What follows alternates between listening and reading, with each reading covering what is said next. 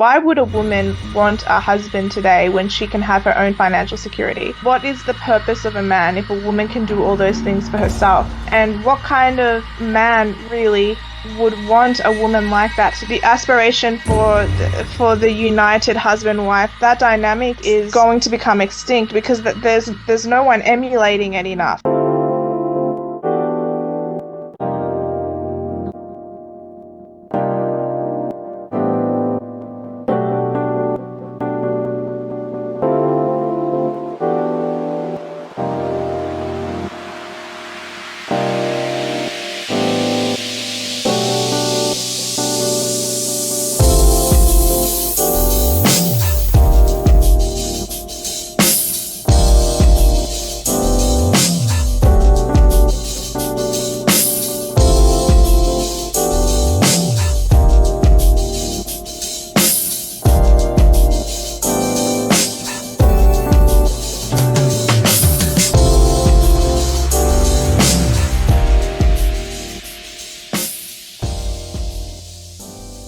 Welcome, folks, to the very, very first edition of what should have been a live session of the Conversational Bible Companion.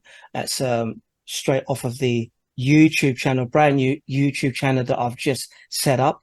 My name is Jimothy Masters, and you would have seen the many videos that I've put out of late. It's only a very, very new channel. There are just 46 videos in there, and essentially the Conversational Bible channel aims to be a platform where we can explore controversial Bible topics that are relating to what as Christians we are experiencing today.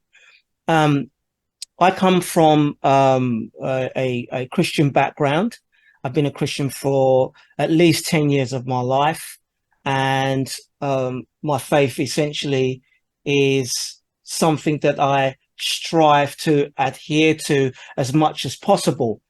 Along with my technical background in IT, I've decided to do something a little bit different from what I normally do. I have had a previous channel called Planned Illusion, which dealt mostly with conspiracy theories. So this time I thought I would have a channel that specifically was dedicated to Bible scriptures and looking at the issues of the day, but utilizing my technical skills that I've got, for example, in AI. So the Conversational Bible Companion is a platform where a lot of the videos in there I will be using sort of AI to try and get the best possible experience. So far you would have seen three series that I've put out. One of them is the Women of the Bible, which essentially deals with key Bible figures from the past who have been significant women that have seen God's favor. And I've chosen these women because I believe that they stand somewhat contrary to what the submissive feminists would have us believe that women are.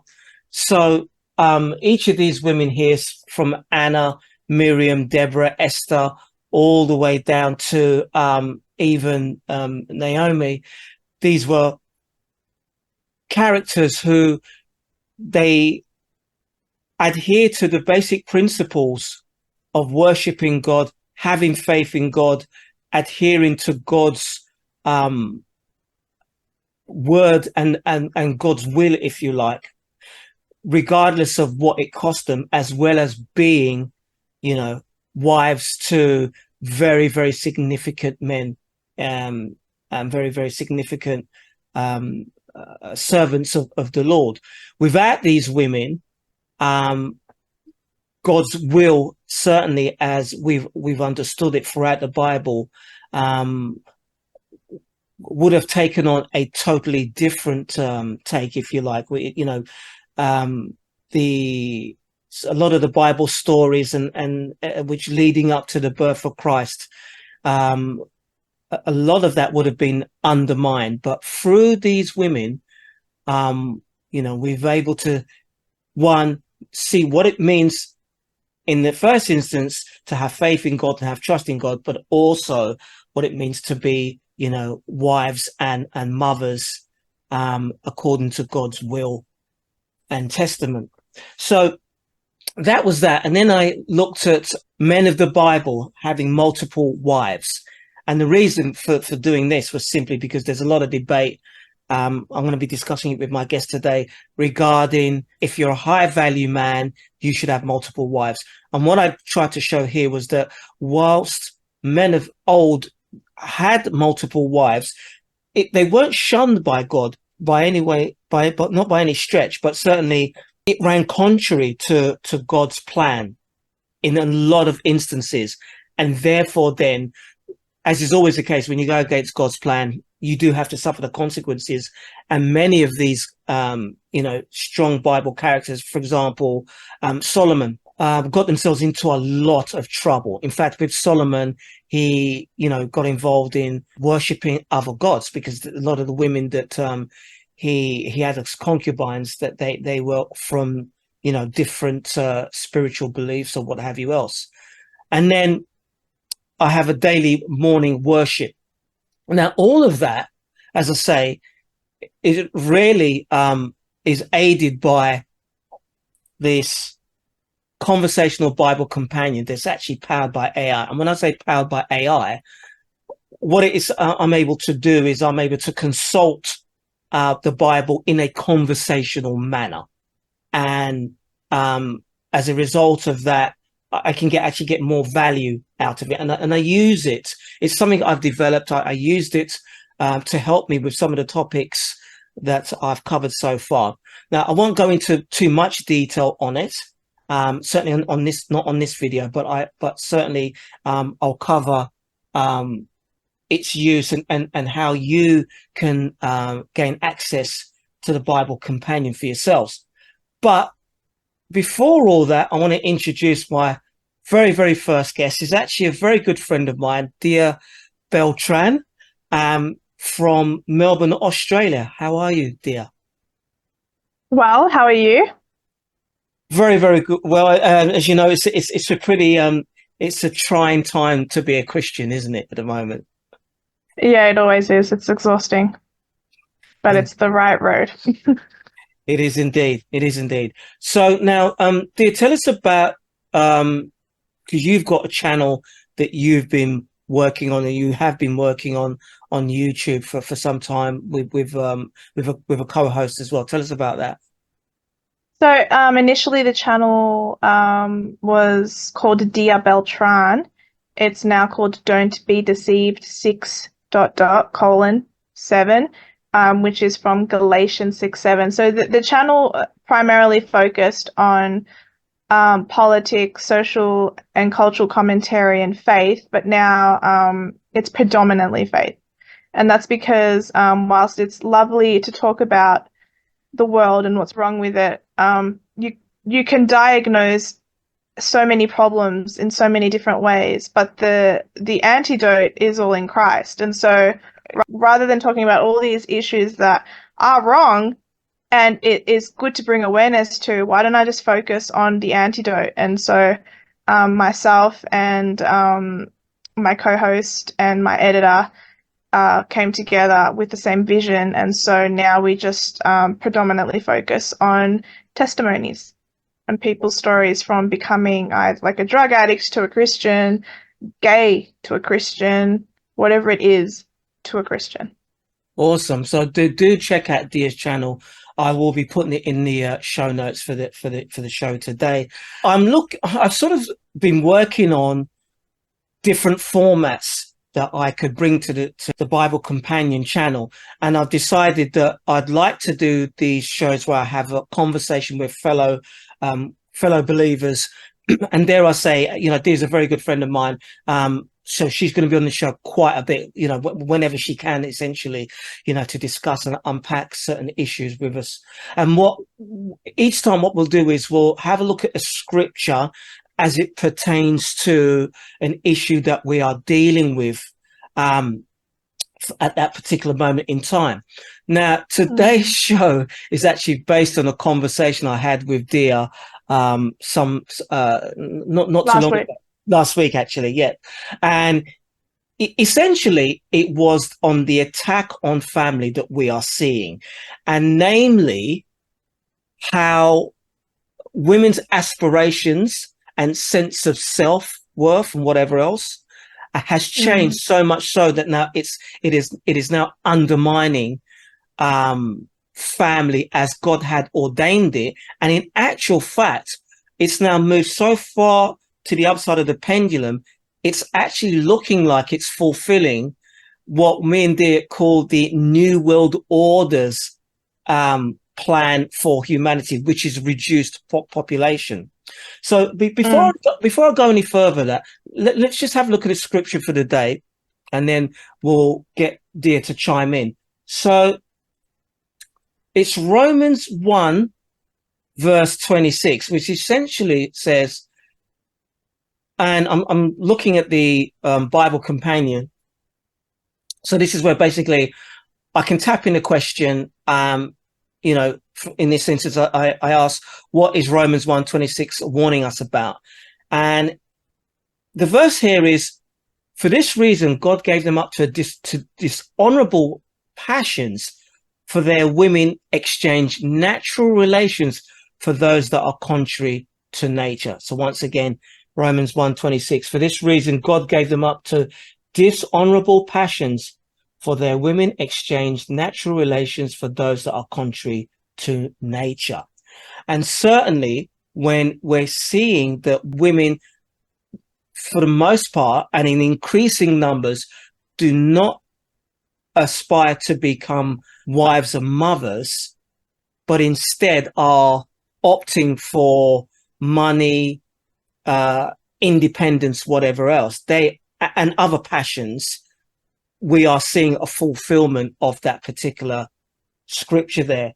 So I'd like to throw that over to you, Dia. Are you seeing that in the society that you live in down there in Melbourne? I'm actually surrounded by predominantly traditionally minded people who do want marriage and have marriage and all that. But in terms of like internet culture and what I see on like anything that's popular culture, yes, I do see it. I see that women, why would a woman want a husband today when she can have her own financial security, when she can have her own independence, as you said, when she can crave and gain fame? It's all the wrong kinds of things that they're acquiring, and they're getting it all in the wrong way. But what is the purpose of a man if a woman can do all those things for herself? What is the function of the man? And what kind of man really would want a woman like that today anyway? So there's sort of this huge ever-growing gap in the market, because like the woman can do everything that the man can do. She can even probably pleasure herself or get a toy or just get some sex for the night. Like the aspiration for the united husband-wife, that dynamic is going to become extinct, because there's no one emulating it enough. So why would the woman want it, and why would the man want to get married knowing that he's going to be marrying someone who is just arm candy? Like I don't understand the desire for marriage given the condition of men and women today. I mean, that's a very, very good point. Now, so invariably we've now got the plausible deniability for women to, aspire to be these strong, independent individuals, but by so doing now, they've now become that which is of no use to men, because men want, when we crave wives and mothers for our children, but similarly, as you quite rightly said, men, we cease to be of any value to women. Certainly the majority of men, because for one thing, and we discussed this earlier, what we're now seeing is, and most average women find most average men unattractive now, essentially. They do. This is true, unfortunately. And yeah, when incels. well, exactly right. But also, I mean, just, and I don't mean to sort of be jumping on women. I think what I'm trying to do here is show how vastly different modern women are from the traditional counterparts, and why that's come about. So because women have aspired now and have become very successful in careers and in money, this, that, and the other else, well, the man that she wants now has to be so much better, has to be 6 foot tall, six pack, six figures. Right, exactly right. So, and most men simply are not like that. Women reduce men to numbers. Right. And so it's like, it has to be 6 figures, it has to be six pack, it has to be 6 foot tall, it has to be this much square meter property miles, all that kind of stuff. I'm not saying that men don't do that. It's just differently. It's like 36, 26, 36. It's slightly different. But overall, I think men are really craving, I think men are more authentically craving a good, godly woman more than ever before. I think men today are craving that far more than women seem to be craving it. I'm not saying that women out there aren't craving a good husband, but I think because of the massive gap in the marketplace, the men are craving it more. And there isn't any. Like, they exist, of course they do, but the women are looking in the wrong spot, and they're only getting like the high 5% of men. So all of the women are all going for the same men, and the men are probably not willing to settle a little bit, and the women are not willing to settle a little bit, and so they keep missing each other. There's a disconnect in terms of numbers. Indeed, and just to show the sharp contrast, I had a conversation with a group of guys in their early 20s who told me that in actual fact, most women in their age group or even in their socio-economic class are unobtainable for them now, simply because those women are aspiring for, the men that they see. That's the small percentage of men. 35-year-old who is already established and financially secure, right. Whereas the men at 20, like traditionally, a man would meet a girl in high school or at a school dance or in university, and then they'd cheer each other on. They'd be each other's teammate. But now that doesn't exist anymore. Like, the man must be established and what have you.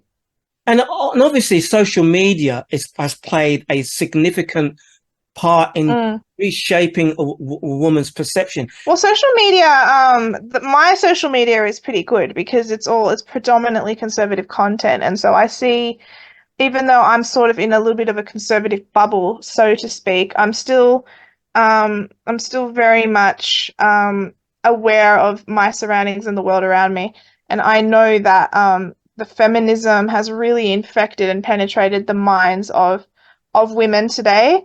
And so I think social media more than ever spreads the leftist message of abortion is great, divorce is great, champion you, it's all about you.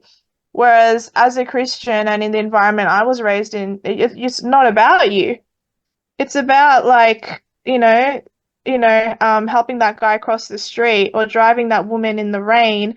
Like, I like to not to pat myself on the back, but I like to look out for others. And not to say that you do have to take care of you. That's not a horrible message. But I think the narcissism of the leftist thing is they take it so far that it's like, well, you know, you got to look out for number one. You haven't had to have a self-care day, and you got to watch out for you. And if you're not feeling that marriage anymore, just exit. And if you feel like you might be gay and you have 2 young kids and you're married, doesn't matter. Just exit. Like, it's all about you.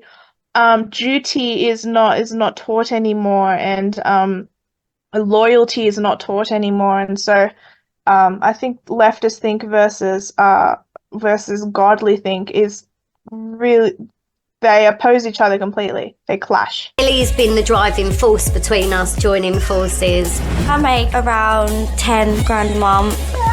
I've been an adult content creator for 3.5 years now. I am now a millionaire due to my adult content creation. This is my daughter, and we are both OnlyFans models. I was trained to be a pastor for 3 years, and then I pastored for a year. When I was in my late 20s, I went to a church that allowed female preachers. What a concept. Married a man, had 3 kids with him, never thought to question it. And then it was in my early 30s that I realized, oh my gosh, I'm queer. And that became a catalyst that changed my entire life. I mean, it's an interesting take, and I certainly concur with everything that you're saying.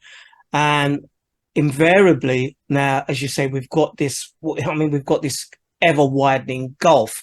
I mean, before Christmas, I was having a look at the stats with regards to number of marriages, the number of divorces, and also then the birth rate and the replacement rate. And I was horrified to find out that, you see, all these progressive countries, for example, like Sweden, that is probably one of the top ones there. I mean, basically speaking, it's got so bad that actually even having relationships there was no need to do that. People could just hook up, basically. Right. You have Grindr, Tinder, whatever else exists. Like, why do you need to have a husband when you can have a situationship? When you can have that? Because I think we said it before, all of the terms have been redefined. Woman now just means a whole. Men, like a throuple is now a thing. Polyamory is now a thing. Right. 2 gay parents is now a thing. So all of our terms have been redefined. Marriage has been redefined, and Sweden is one of the first countries, I think, to create a gender neutral term for a male/female, a non-binary parent. They call them mapa.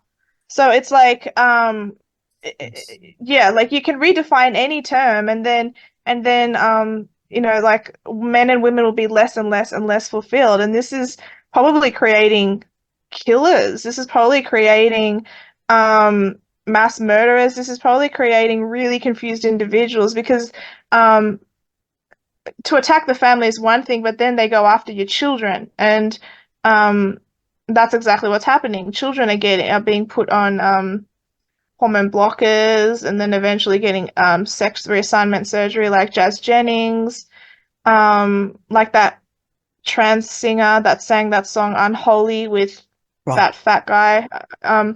Like, these are people who have had these are people who are being abused. As far as I'm concerned, they're victims of something, society, the devil, or whoever it is. They're being deceived.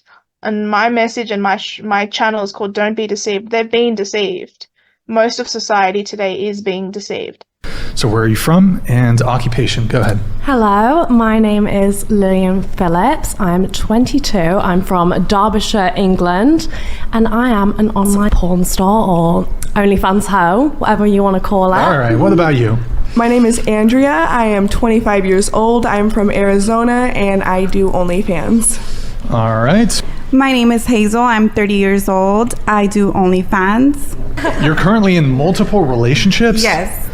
So how many relationships are you currently involved in? Well, all my fans are my boyfriends, so and then I have people that help me do content, so I'm in relationships with them too. Yeah, I don't mind selling myself for $5 a month, honestly. And that's your perspective. Well, my perspective is that I think you guys are worth so much more. I think God endowed you. And who said we're not? Well, I think when you're in your eyes, we're not. Well, I'm trying to say, I think when you debase yourself to make your entire livelihood dependent on basically the lowest common denominator, which is the fact that you guys have boobs, a vagina, and an ass, I think that you're selling yourselves extremely short. Allow them to respond. I personally really enjoy my lifestyle. I love what OnlyFans and porn gives me. Like, it gives me freedom. And I really enjoy being sexualized. Like, I get off to it. And I don't think that's affecting you. So I mean, look, you and I are probably deceived on some other issues, but right now this is the issue we're talking about, and they are being deceived. Oh, I think deception is the enemy's, most potent weapon. You're absolutely right. But let's unpack that. So for those of you who are just navigating your day-to-day life, going through this moral decay and wondering, what is it all about? You see, here's the thing.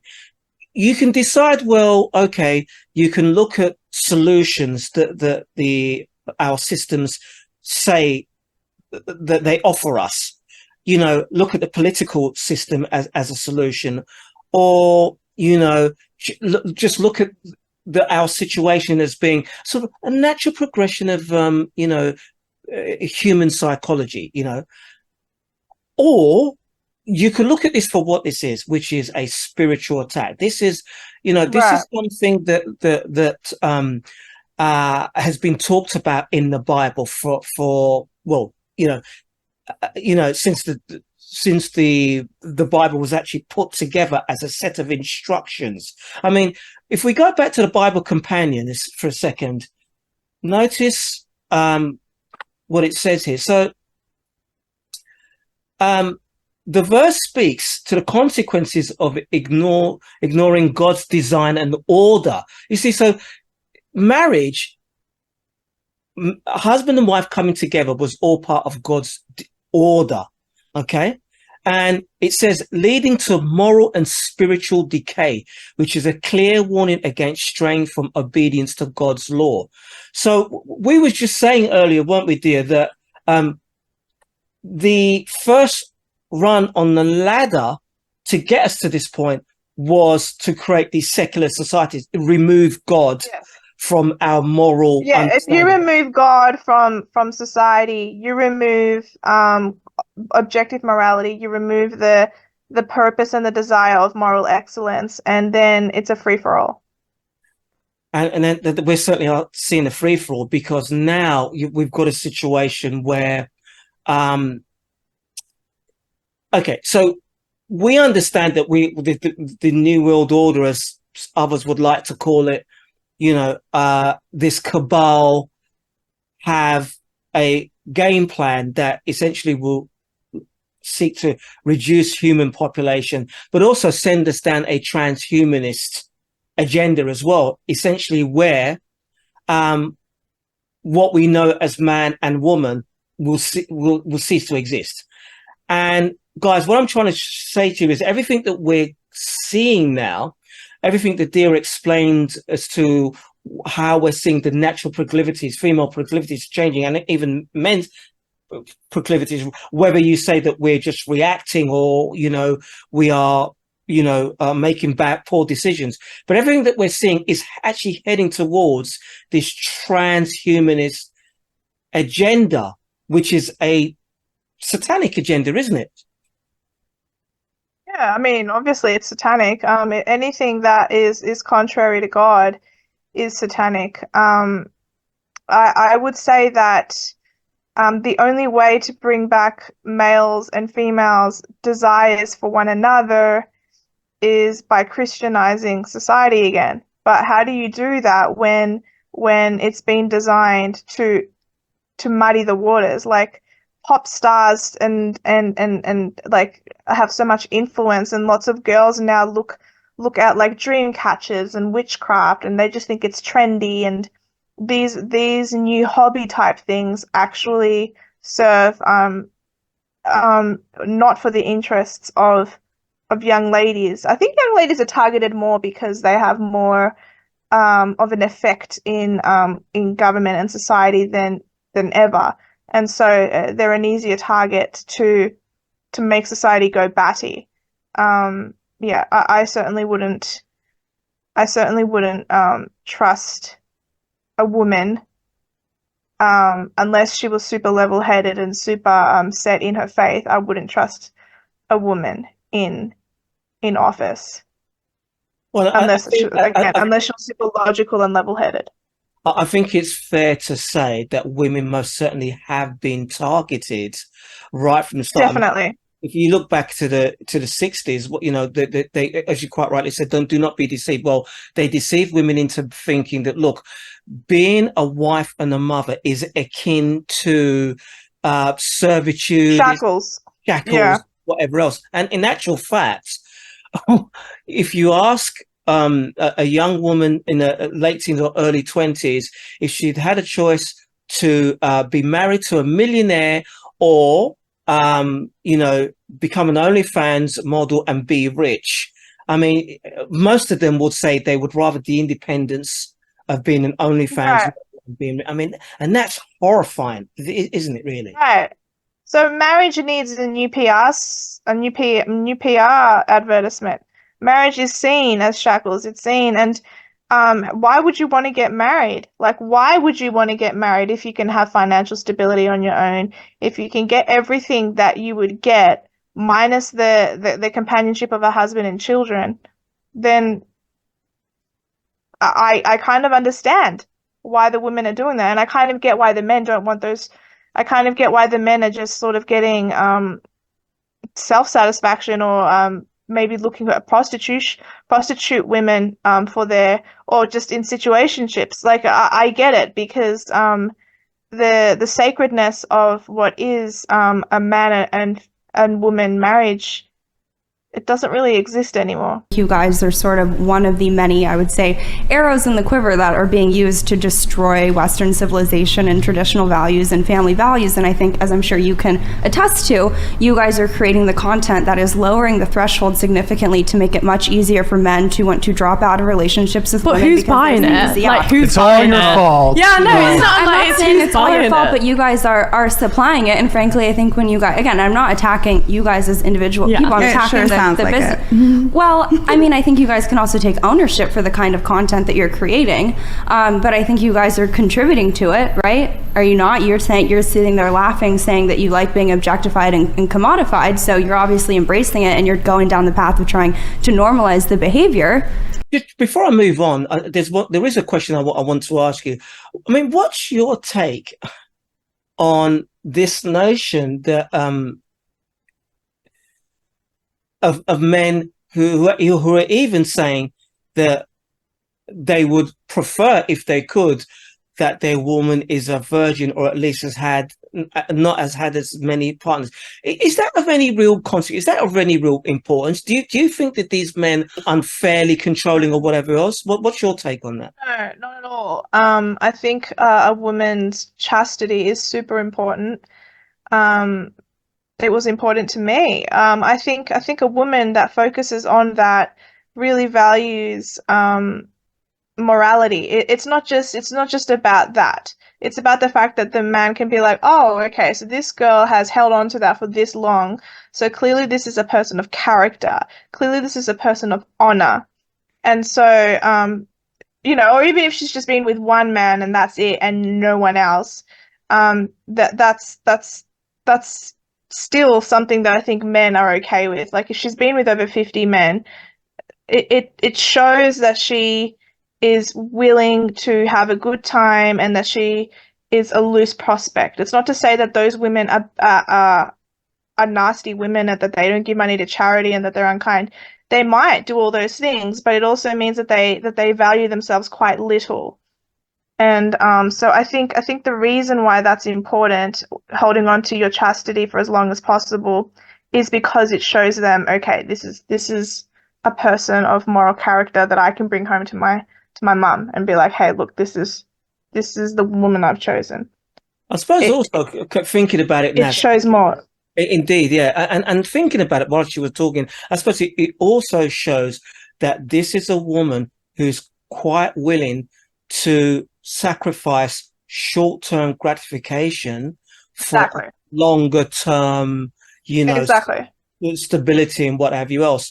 And likewise, it's incumbent upon a man as well, because the flip side of this is, look, whilst I covered the fact that the men of old, they did have multiple wives. It's quite interesting. Yes, they had multiple wives. But it wasn't something God said. God wasn't like, please have multiple wives. Exactly. It was just something that happened, and it just ended up being permitted. Right. And but here's the thing as well. A man who can can put off short-term gratification and say, well, no, I'm not going to have multiple women, basically. I'm going to have self-control. I've got that much control, even though, it's fair to say, yes, it's true that a man, women are born with value. Their value from the get-go is their beauty, straight. At 18, 19, 20, bang. That, you have got the keys to the world. Whereas a man at 18, no, he's still got to acquire value, because his value comes in his knowledge, his wisdom, his wealth, his ability to provide and protect. But at the same time, when you get that wealth and whatever else, if you're the kind of man that can say, do you know what? I am not going to squander it on this woman or that woman. I am going to save it for my wife, my chosen woman, right? Yeah. You will be the better for it. And the biblical scriptures, especially those videos I did on men of the Bible had many wives, they prove that, because all those guys had problems, big problems. Solomon had issues, basically. I mean, he's have concubines plus wives. I mean, they kind of got him down the slippery slope of worshipping all sorts of deities, whatever else. Then you had the family rivalry. I think it was in Jacob's family, whatever else. My God, Rachel. This is it. Yeah. I mean, look, for me personally, having more than one wife, I have a headache just thinking about it. And when I read maybe you should become a Mormon. Well, I mean, look, I've always been a one-woman man, basically. If I could get a woman in the first place. I'm like the average man out there, basically. I'm struggling. I haven't got a six-figure income. But it's suffice to say that, for both sides, basically, that traditional model, the way God intended, was there for a purpose and work. That's not to say it was easy. Nothing is easy. There's not a single family in the Bible that had an easy life. Just out of interest, so why should we expect to have an easy life in 2024? Joseph and Mary didn't have an easy life. Oh, well, I think as Christians, we're going to struggle anyway. Right. And it is in the struggle, and it is in the fighting, in the adversity that we really show that we are a disciple of the Lord. Like it is through those things that even Christian versus Christian, unvaccinated Christian versus vaccinated Christian, like there's so many divisions at the moment that we need to figure out all that stuff. But we're gonna struggle. We are. But we live in a day and age of convenience. So like if you don't want to cook, you can just order Uber Eats, and that's all right. Well, that's right. You're absolutely right. So it balances out. Yeah, it does. Well, but look, you asked the question, or you alluded to the fact that, well, what's the solution? My other question to you Christ. Christ is the solution. Yes, forgive me. You're absolutely right. Christ is the solution. But if we're going to look at how do we, for example, change the natural proclivities of young men and young women? Okay. Right. So here's my question to you. And this is based off of a meme that I saw. Do you think the church keeps women single? Maybe it did for me. And I think I am saved. I definitely believe I'm saved. I don't think I'm a fake Christian. I don't think I had a false conversion. I know that I will go to heaven, and that's fine with me. But I do believe that the church uses scare tactics and shame to I was scared of men. I think I had a lot of arrested development, not to get too personal. I had a lot of arrested development, and I think mentally I was a lot younger than all my friends. So when my friends were wanting boyfriends at 14, 15, 16, I didn't get it.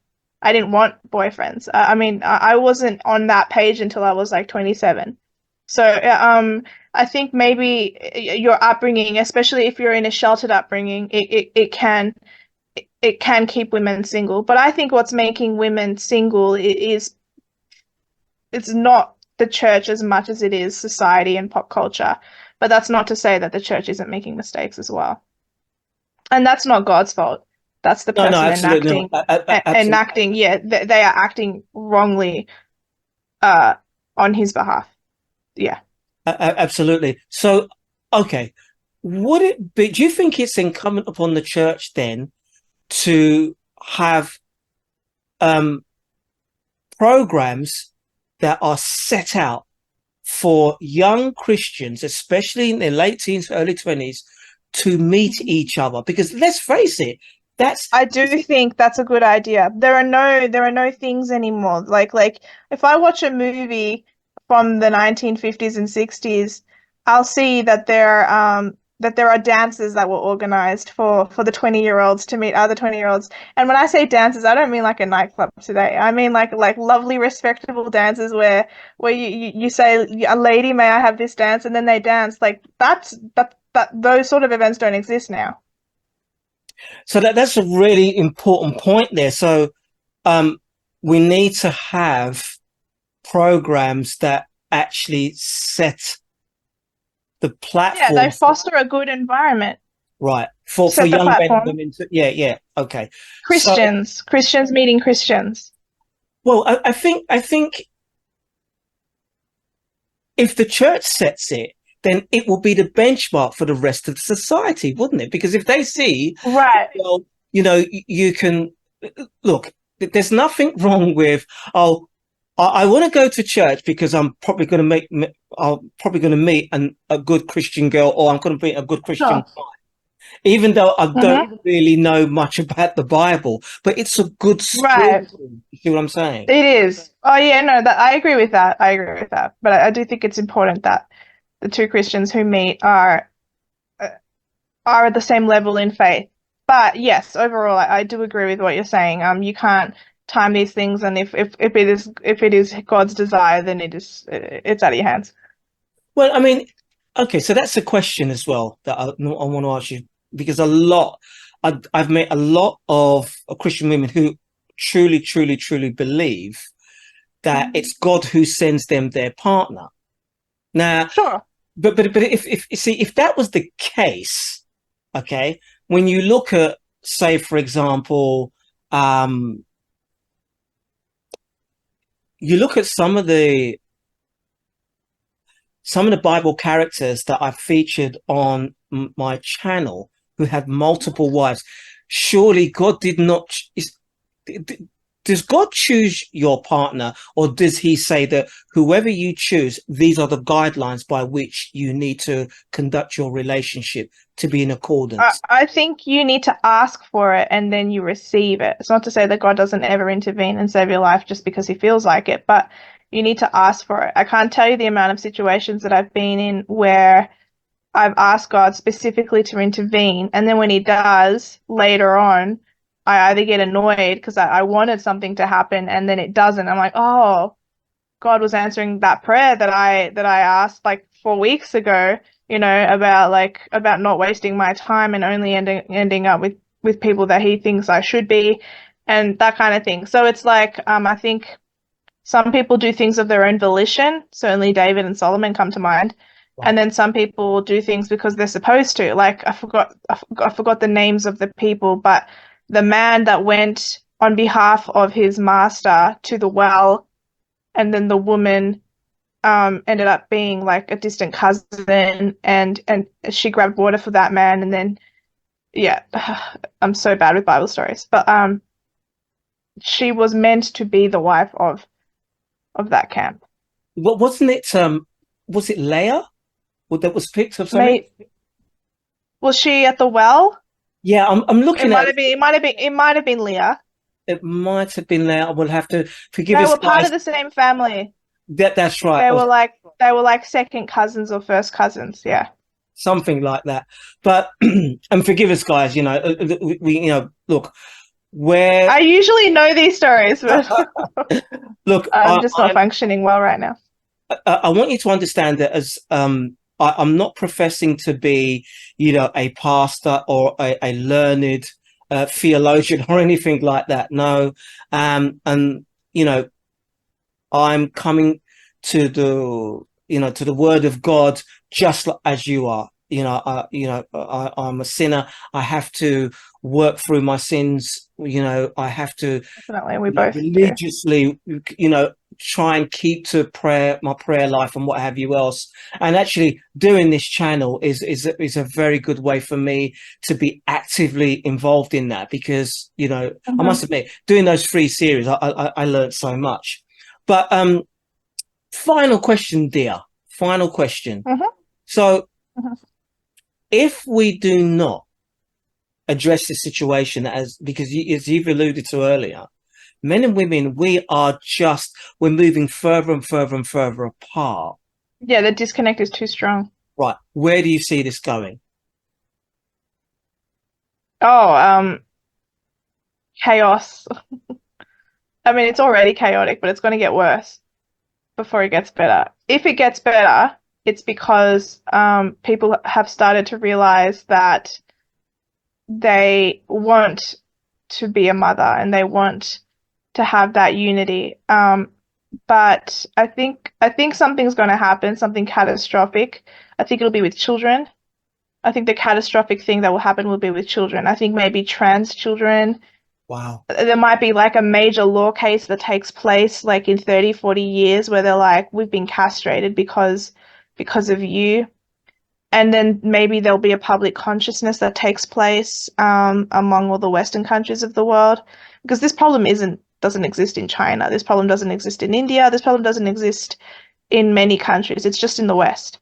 Right. And so something will happen. It's like the O.J. Simpson trial. Like everyone is aware of it. It's like something will happen. Everyone will be aware of it. And then people's attitudes will they'll be like, okay, we've made mistakes. Maybe this stuff and it'll wake people up. It'll be a red pilling moment to lots of other issues. Indeed. Something like that. I don't know. It's a very crappy prediction, but something like that. Well, I mean, look, no man knows the hour or what have you else. We certainly don't. Of course. But we can only look at the signs and that. And in all fairness, the Bible does tell us that there are consequences if we don't follow, his will, if we don't absolutely heed his warning. And if we go back to the Bible Companion, just to actually finish that off what was being said, then we'll start it again. So the broader narrative of Romans 1:18 to 32. The good thing about this Bible Companion is that it has the links. So I can click on the links that it's referred to, and it actually opens up the scripture. And it's interesting there in verse 18, it says, the wrath of God is being revealed from heaven against all the godlessness and wickedness of people who suppress the truth by their wickedness. So, continuing on, this will incur the wrath of God. And it goes on to say in the companion, it should be noted that the consequences mentioned in Romans 1:26 are given not as punitive actions by God, but rather as the inherent result of ignoring God's law and authority, which is what I was saying before.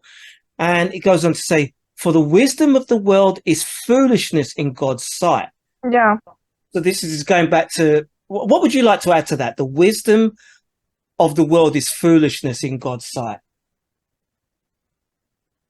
Well, I mean, what's that Bible verse? The fear of the Lord is the beginning of wisdom. That's correct. That's it. That's absolutely right. And that's that is what is lacking in society today. Sadly, it is. It is what's lacking. Now, Dia, thank you very much for this first edition. Really, really appreciate that. I know we're going to do many more. And so Dia's going to be a regular face here for sure, absolutely. And no doubt, if she's got any random material that she's doing or whatever else, I'll get her to throw it onto my channel. Anything No problem. what have you? I've been so stagnant lately, but surely, if and when that happens, I'll hand it your way.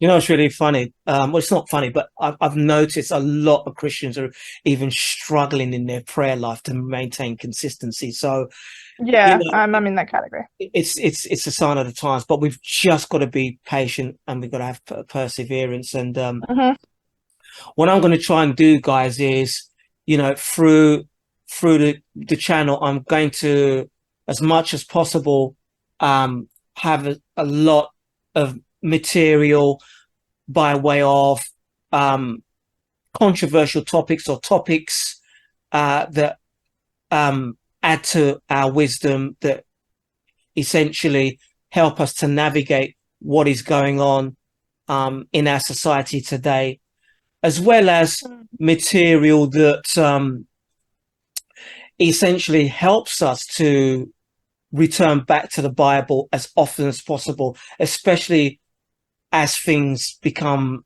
even more unbearable. So, you know, I'll try as much as possible to do the morning worships. I'll have as many of these, you know, topical videos, but I'll be doing a lot of these live sessions. I mean, obviously this one's recorded, but in the next session, it'll be a live show. And from time to time, if I'm on a walkabout and I've got something on my mind, I might just, you know, turn on the camera. Why not? And share my thoughts with you as I go about my day. But for now, it's, you know, I want to say thank you to each and every one of I believe it's 120, my first 120 subs. Great. And by the way, I don't know whether you know, Dia, YouTube have changed the rules now. So you told me that in our phone call last week. Yeah, you can be monetized if at 500. 500. So guys, look, I've got 120. So if you've been watching my videos, and I get emails about the watch time. Apparently my watch time is really good. So if you haven't subscribed, please do, and share the videos around so that I can reach that 500 subs. Because once I get 500 subs, great, I can start earning some money, and productions are going to be right up there, you know. So I can buy new equipment and do whatever, and invest in the better quality stuff. But I can see Dia is starting to drop off now. So I don't. I've just yawned like 6 times, and I've tried to cover the yawn. I just try to make sure no one sees. Right, so I'm going to say goodbye, and goodbye, Dia. Thank you so much for this show. And listen, I look forward to reading your comments in the comment section. Take care. May God bless you till the next time we meet. Goodbye. Bye, guys. Don't be deceived.